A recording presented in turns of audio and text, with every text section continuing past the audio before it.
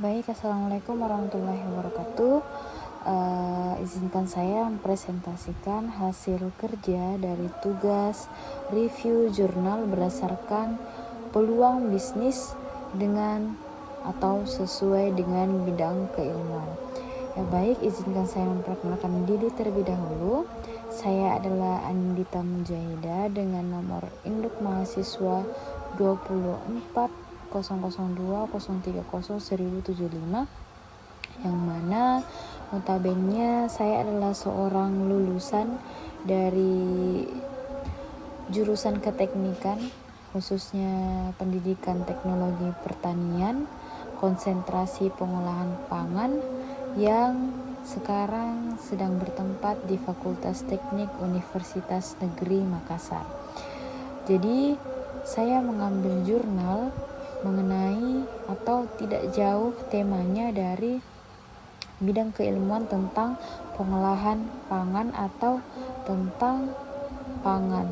Jadi saya mengambil judul review jurnal, yaitu pemasaran pangan online dalam mendukung ketahanan pangan berdasarkan perspektif konsumen perkotaan di Provinsi Riau, karya Fani Septia dan kawan-kawan di tahun 2003. Langsung saja, adapun tujuan penelitian pada jurnal ini adalah untuk mengidentifikasi karakteristik konsumen dan keragaman dalam aktivitas pembelian pangan secara online, serta menganalisis pemetaan persepsi konsumen terhadap pemasaran pangan online dalam mendukung ketahanan pangan regional.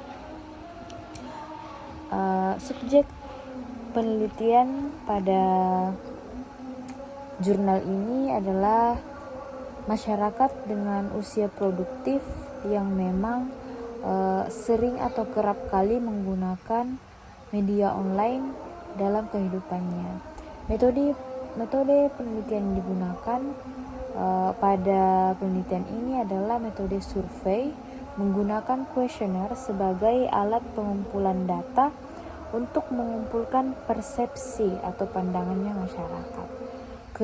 Kriteria responden yakni konsumen yang membeli pangan, baik itu berupa beras, protein hewani, protein nabati, sayur, buah, bumbu dapur, bahan makanan olahan, dan makanan jadi secara online, dan berdomisili di Kota Pekanbaru dan berada pada rentang usia produktif.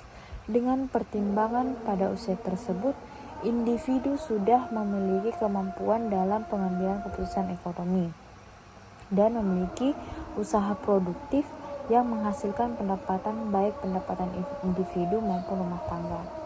Adapun hasil penelitian yang dapat saya simpulkan pada jurnal ini adalah yang pertama, berdasarkan karakteristik demografisnya.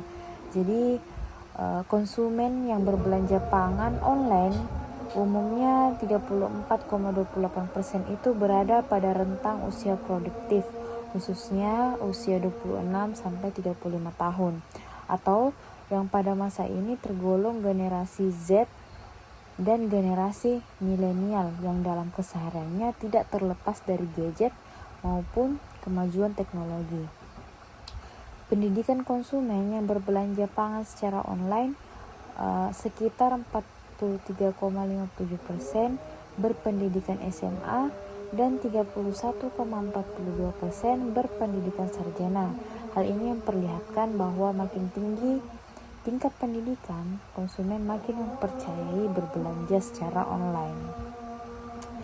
Yang kedua, berdasarkan karakteristik ekonomi. Jadi berdasarkan karakteristik ekonomi ini, konsumen yang membeli pangan secara online 33,57% memiliki pendapatan dengan kisaran 3 juta sampai 4.999.000 rupiah per bulan, atau mendekati UMR Kota Pekanbaru.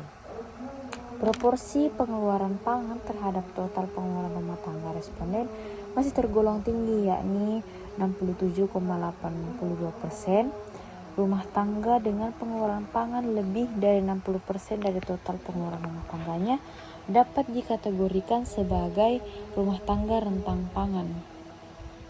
Aktivitas responden dalam pembelian pangan secara online tergolong dalam porsi kecil, yakni 83,57% responden hanya melakukan belanja pangan online dengan besaran transaksi Rp300.000 dalam sebulan atau kurang dari 30% dari total pengeluaran pangan rumah tangga.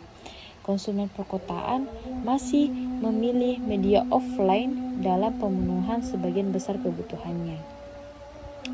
Yang ketiga, berdasarkan analisis posisi pemetaan persepsi konsumen di perkotaan. Jadi responden perkotaan ini setuju bahwa pemasaran pangan online telah memudahkan masyarakat mengakses pangan yang tersedia di pasaran.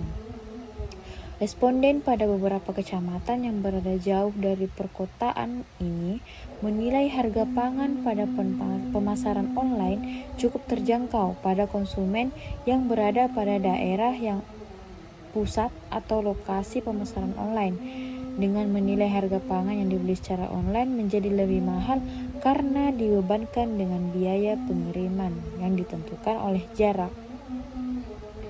Konsumen yang berada di pinggiran perkotaan menilai sistem distribusi pangan secara online ini mengakibatkan tambahan biaya yang cukup besar sebagai konsekuensi dan jarak tempuh dalam pengirimannya. Nah, jadi kesimpulan dari penelitian ini adalah konsumen di perkotaan itu melakukan pembelian pangan secara online mayoritas adalah perempuan yang tergolong dari generasi Z dan termasuk golongan ekonomi menengah.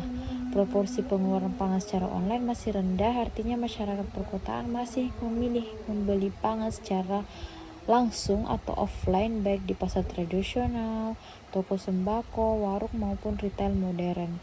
Keberadaan pemasaran pangan online secara umum dinilai baik oleh masyarakat perkotaan dalam mendukung ketahanan pangan dengan indikator penentu, yakni ketersediaan pangan di pasar online, harga yang terjangkau, fasilitas transaksi yang memudahkan, perbaikan sistem distribusi, dan keberagaman menu dan mutu gizi yang baik.